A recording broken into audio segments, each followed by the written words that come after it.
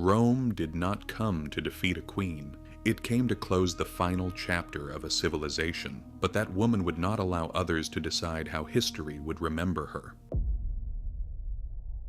History did not happen by accident. It was shaped by decisions. And one of them changed everything. Drawn from history.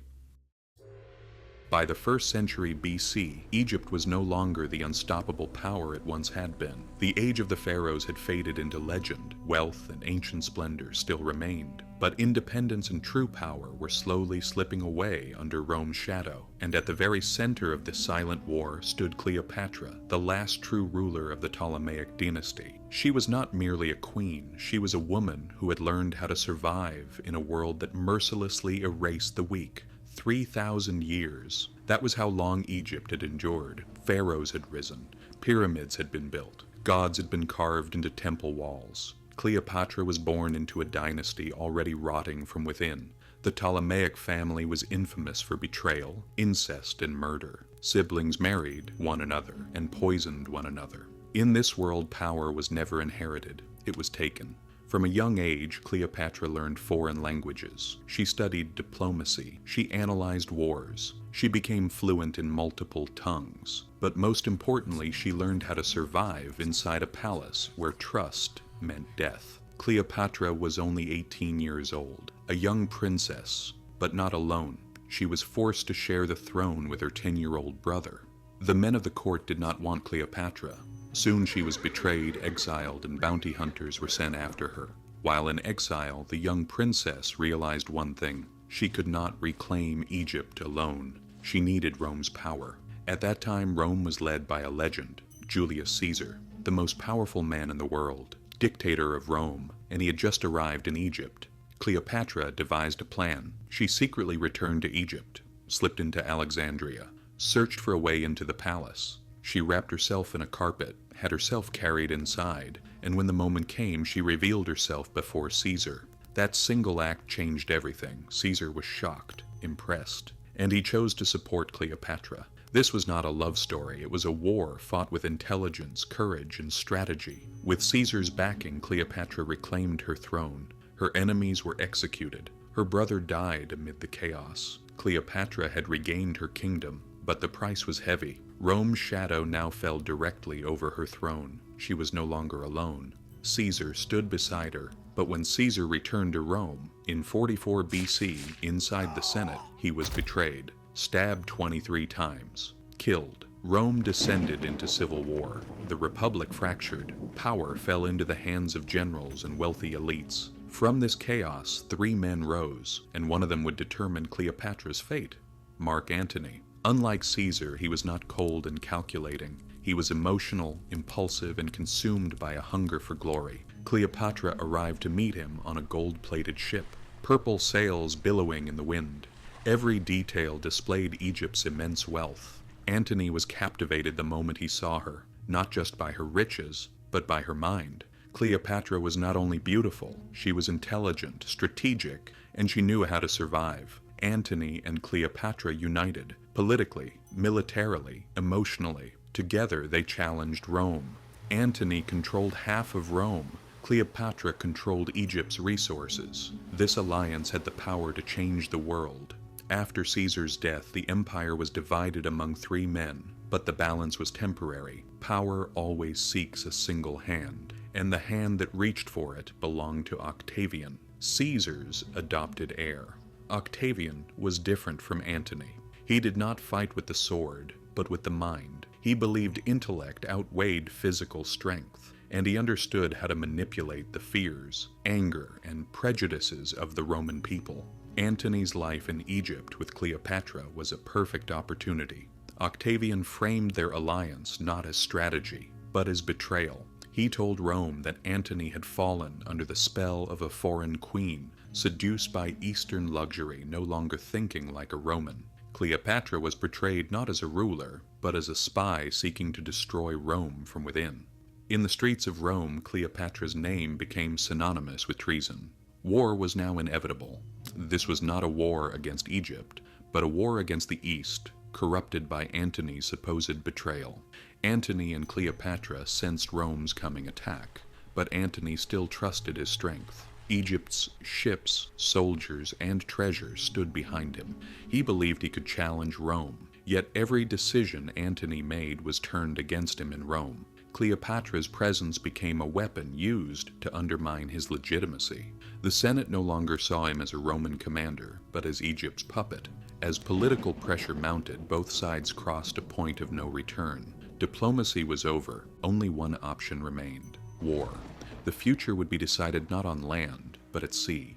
Off the coast of Actium, two worlds collided. Rome's disciplined navy faced Egypt's vast, wealthy fleet. This was not merely a military clash. It was the collision of two possible futures. Antony's fleet was large, but slow and unwieldy. Rome's ships were smaller, faster, built solely for war. Days of tense waiting eroded the soldiers' spirits. Both sides knew this battle would decide an empire's fate. When the battle began, the sea filled with smoke and screams. Arrows darkened the sky. Fire devoured wooden decks. Order collapsed into chaos. Hours passed with no clear advantage. Both sides suffered devastating losses. Ships sank one after another into the depths. And then, before the outcome was clear, Cleopatra made the decision that would seal her fate. In the heart of the battle, part of the Egyptian fleet began to withdraw. Cleopatra's ships caught the wind and retreated from the battlefield. When Antony saw the woman he loved retreat, he made the greatest mistake of his life. He abandoned his army and followed her. Leaderless, the Egyptian fleet collapsed. Antony's retreat shattered morale. The battle turned into a rout. Those left behind were slaughtered or surrendered. That day at Actium, more than a battle was lost. Antony's reputation, his army's trust, and Egypt's future were all destroyed. There was no escape now. Rome was coming. When Antony and Cleopatra retreated to Alexandria, most of their forces had already deserted. Egypt's wealth remained, but faith and loyalty were gone. Rome's shadow now fully covered Egypt. Octavian was certain of victory. As he entered Egypt, he knew no force remained that could truly oppose him. Antony, the man who once terrified Rome, had become a figure of ridicule, even to his own soldiers. When Alexandria was besieged, the city hid behind the last walls of its former glory. Ports closed, food ran low, hope inside the palace faded day by day. As Antony watched allies defect to Octavian, despair consumed him. Men who once would have died for him now swore loyalty to Rome. His life's work crumbled before his eyes. Cleopatra still believed she had one final move. She went to negotiate.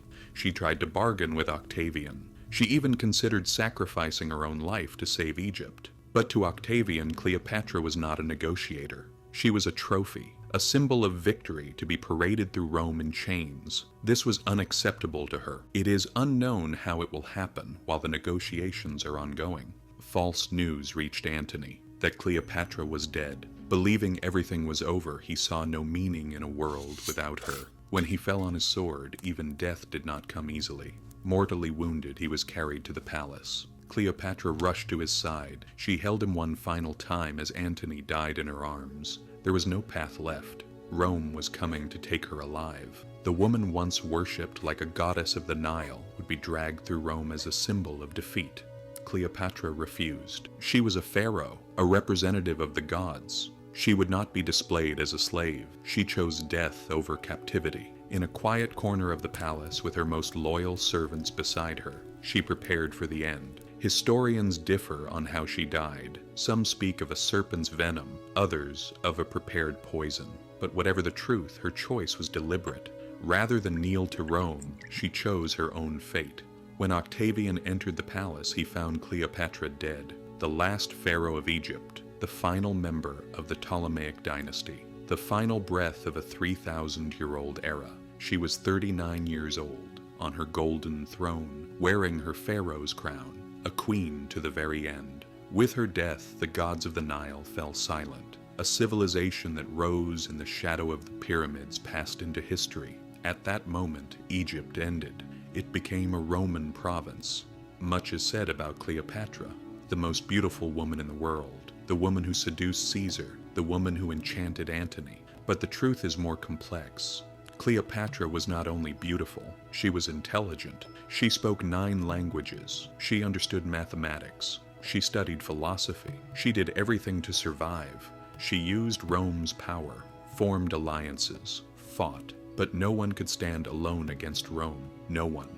Egypt's end was inevitable, but Cleopatra resisted to the very last moment, if only to delay it. She lived with honor until the end, and became a legend. Because she was not merely a queen, she was the symbol of an age, the last defender of the ancient world, the final voice of a civilization.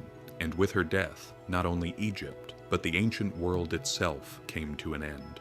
Cleopatra died, but her legend never did. 2,000 years later, we still speak her name, the last Pharaoh of Egypt, a queen who fell, but was never erased. Thanks for watching.